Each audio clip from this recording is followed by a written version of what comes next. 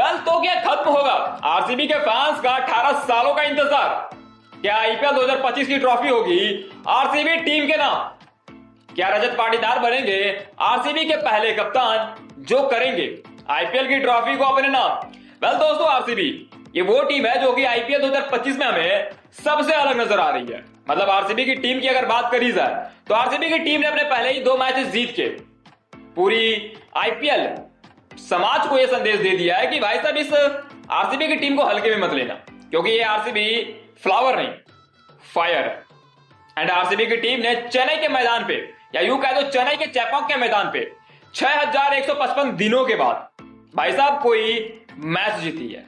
मतलब last time जब RCB की टीम ने चेन्नई के चेपॉक के मैदान में कोई मैच जीता था, तब ना तो विराट कोहली का जर्सी नंबर 18 हुआ करता था, ना ही विराट कोहली ने टीम इंडिया के लिए डेब्यू करा था, ना ही नरेंद्र मोदी हमारे प्रधानमंत्री थे, ना ही वैभव सूर्यवंशी का जन्म हुआ था, और तो और उस समय आईपीएल में पाकिस्तानी प्लेयर भी अलाउ थे।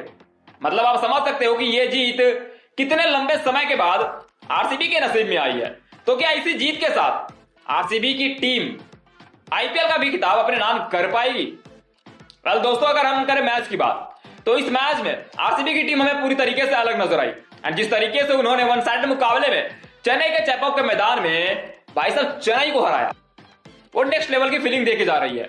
मतलब आरसीबी की टीम के लिए यह जीत बहुत ही मायने में खास है।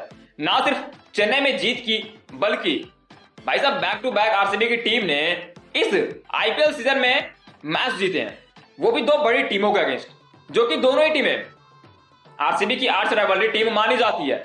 चाहे हम केकेआर की बात करें, या फिर क्या तो कोलकाता की बात करें, या फिर चेन्नई सुपर किंग्स की बात करें। मतलब भाई साहब केकेआर जो कि डिफेंडिंग चैंपियन रही है, उनको आरसीबी की टीम ने उनके ही घर में घुस के रेल दिया है। वहीं चेन्नई सुपर किंग्स की टीम को चेन्नई में जाकर पेल दिया है। एंड इसके बाद से फैंस अब ये मान बैठे हैं कि भाई साहब आईपीएल 2025 की ट्रॉफी जो है वो अब अपने नाम होने वाली है। हालांकि ये तो वक्त ही बताएगा कि क्या आरसीबी की टीम इस साल की ट्रॉफी अपने नाम करने में कामयाब होगी या फिर नहीं। खैर, अगर हम इस मैच के टॉप 5 हीरोज की बात करें जो कि आरसीबी की टीम के लिए इस मैच में रहे, तो भाई साहब उस लिस्ट में सबसे पहला नाम आता है फिल सॉल्ट का, जिन्होंने इस मैच में ना ही सिर्फ ताबड़तोड़ पारी खेली, बल्कि एक रिस्पॉन्सिबल पारी खेली। क्योंकि चेन्नई का जो मैदान है भाई साहब वो हमेशा से ही बैटिंग के अगेंस्ट रही है। मतलब यहां पे रन बनाना बहुत ही मुश्किल माना जाता है। बट यहां पे फिल सॉल्ट ने ओपनिंग करते हुए 16 गेंदों में 32 रनों की पारी खेल डाली। मतलब इस पिच पे अगर हम बात करें तो विराट कोहली ने सिर्फ और सिर्फ 103 के स्ट्राइकर से बल्लेबाजी करी, वहीं फिल सॉल्ट ने 200 के स्ट्राइकर से बल्लेबाजी करी है।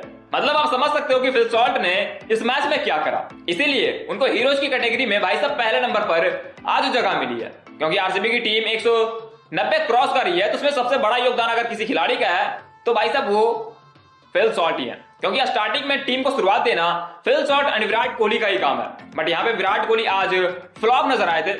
उन्होंने अपने बल्ले से उस तरीके से रन नहीं बनाया जिस तरीके से फिल सॉल्ट ने बनाया। मतलब फिल सॉल्ट ने इस मैच में 16 गेंदों में 32 रनों की पारी खेली, जिसमें 5 चौके एंड 1 छक्का शामिल रहा, एंड 200 के स्ट्राइक रेट से इस पिच पे बल्लेबाजी करी, जहां पे बल्लेबाजी करना बहुत ही मुश्किल माना जाता है। इसीलिए उनको इस हीरोज की कैटेगरी में नंबर 1 का रैंक दिया गया। अब बात करते हैं दूसरे नंबर के हीरोज की, तो भाई साहब वो है हमारे कैप्टन साहब यानी कि रापा रजत पाटीदार, जिन्होंने एक बार फिर से बहुत ही रिस्पॉन्सिबल पारी खेली। एंड भाई साहब कैप्टन होकर जिस तरीके से उन्होंने टीम को लीड करा वो भाई साहब वाकई में काबिल तारीफ है।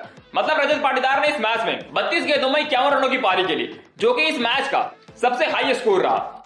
मतलब रजत पाटीदार के अलावा किसी भी खिलाड़ी ने 50 रनों का आंकड़ा इस मैच में पार नहीं करा। इससे एक बात तो क्लियर हो ही गया है कि भाई साहब यहां पे बल्लेबाजी करना आसान नहीं था।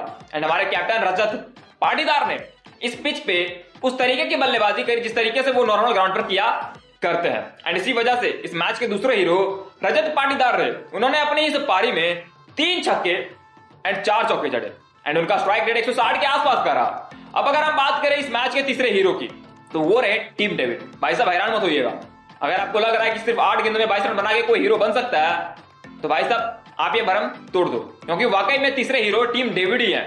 क्योंकि जो स्कोर हमें 180 के अंदर नजर आ रहा था, उस स्कोर को 196 तक पहुंचाने में जिसने सबसे बड़ी भूमिका निभाई है वो भाई साहब टीम डेविड रहे। एंड टीम डेविड ने जिस तरीके से आखिरी ओवर में हैट्रिक 6 जड़ा, वो भाई साहब नेक्स्ट लेवल की फीलिंग देके गया। एंड उसी की वजह से चेन्नई सुपर किंग्स की जो टीम रही वो अंडर प्रेशर रही, क्योंकि अगर ये स्कोर 180 के अंदर रहता तो भाई साहब चेन्नई की टीम जो है वो इस टारगेट को चेस कर सकती थी, क्योंकि ये उसके बाद एक ऐसा टारगेट बन जाता जो कि नॉर्मली कभी भी चेस करा जा सकता है, चाहे वो स्लो पिच हो या फिर टफ पिच हो। इसलिए यहाँ पे तीसरे हीरो के रूप में हमारे सामने टीम डेविड आए, जिन्होंने 8 गेंदों में 22 रनों की पारी खेली एंड उस पारी में 3 छक्के एंड 1 चौका जड़ा।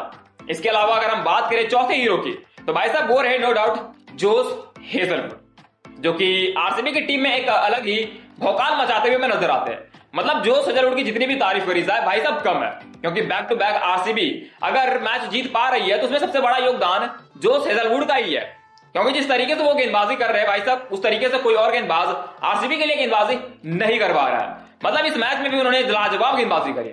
मतलब जोश हेजलवुड ने चेन्नई के अगेंस्ट 4 ओवर में 21 रन देकर 3 बड़े विकेट अपने नाम करे, जिसमें ऋतुराज गायकवाड़ जो कि चेन्नई के कैप्टन है उनका विकेट शामिल है, राहुल त्रिपाठी जो कि चेन्नई के लिए ओपनिंग करते हुए नजर आते हैं भाई साहब उनका विकेट एंड रविंद्र जडेजा, इन तीनों का विकेट जोश हेजलवुड ने इस मैच में अपने नाम करा एंड आरसीबी की टीम की कमर तोड़ के रख दी।